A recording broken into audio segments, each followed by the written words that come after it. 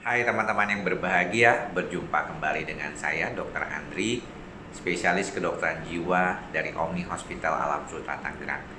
Di kesempatan kali ini saya ingin sedikit sharing ya tentang beberapa pertanyaan teman-teman, pasien juga berkaitan dengan bagaimana seorang psikiater itu bisa mendiagnosis dan kemudian menterapi.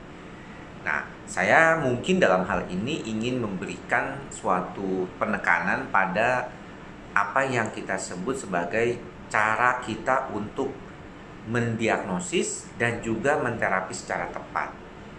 Memang tantangan itu selalu akan ada di dalam praktek keseharian. Kasus-kasus yang umum terjadi seperti gangguan kecemasan saja tidak mudah. Kalau kita bicara tentang penata laksanaan atau terapi saat saya berada di dalam praktek dengan saat saya mengajar, itu tentunya juga akan sangat berbeda. Karena kondisi diagnostik klinis itu kadang-kadang berbeda dari teori yang ada ataupun selama ini kita baca di buku. Tidak semua orang itu sama persis gejalanya seperti kasus ilustrasi di textbook. Bahkan kalau misalnya saya berbicara sama mahasiswa saya, juga saya bilang gitu bahwa kalian itu harus benar-benar belajar bagaimana bisa memahami klinis dari pasien itu sendiri. Jadi bukan hanya berhubungan dengan keadaan yang secara teori itu ada. Nah, maksudnya apa? Pertanyaannya banyak dikatakan, mengapa dok saya gangguan cemas? Tapi kok dokter yang sana memberikan obatnya beda ya dengan dokter, atau yang lain saya pernah beberapa kali memberikan pengobatan kok beda-beda gitu dok. Dan saya kadang-kadang saya bilang pasien kok nggak cocok gitu ya, merasa nggak nyaman dengan pengobatan awal, baru diganti baru lumayan, atau bahkan sampai 2-3 kali ganti baru lumayan gitu. Problemnya memang di situ.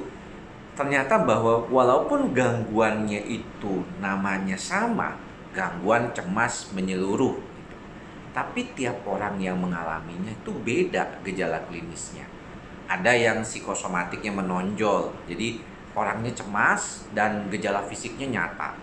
Ada yang lebih dominan gangguan cemasnya, jadi kalau ditanya keluhannya dia itu lebih khawatir, was-was, nggak nyaman gitu.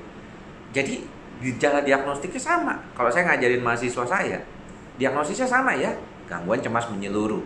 Gejala kecemasan yang sudah berlangsung lebih dari 6 bulan dengan kecemasan yang terkait dengan segala macam hal di dalam kehidupan kita. Nah, ini orang yang secara umum dikatakan terlalu khawatir, hampir lebih dari 90% yang dia alami.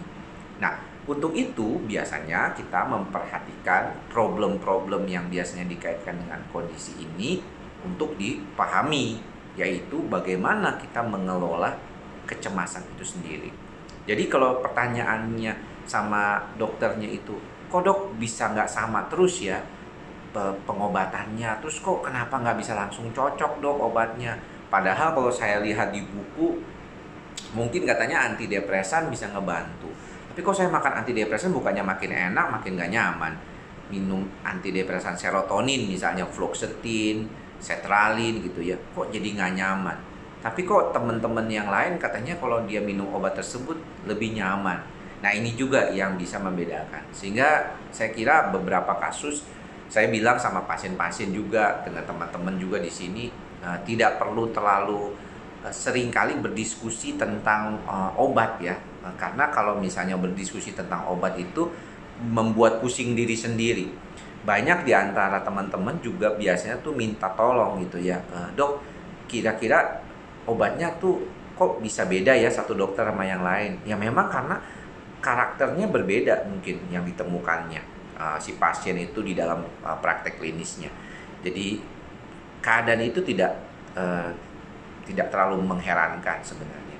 Nah, namun kalau misalnya saya lihat memang di dalam praktek ada beberapa dokter yang lebih cenderung misalnya menggunakan anti cemas untuk membantu pasiennya.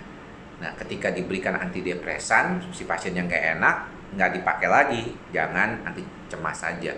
Walaupun selalu saya bilang, Anda bisa juga lepas dari obat anti cemas itu kalau Anda itu bisa mengurai kecemasan Anda. dan lama-lama tidak merasa terlalu tergantung dengan obat ini. Nah, balik kembali ke pertanyaan, mengapa dokter bisa beda-beda memberikan pengobatannya? Memang kadang-kadang berdasarkan pengalaman dari si dokter itu sendiri. Selalu dikatakan medicine is an art ya. Jadi sebenarnya kita selalu berkatakan bahwa kedokteran itu bukan ilmu pasti. Ya, dia termasuk dalam ilmu yang berkaitan dengan humaniora ya.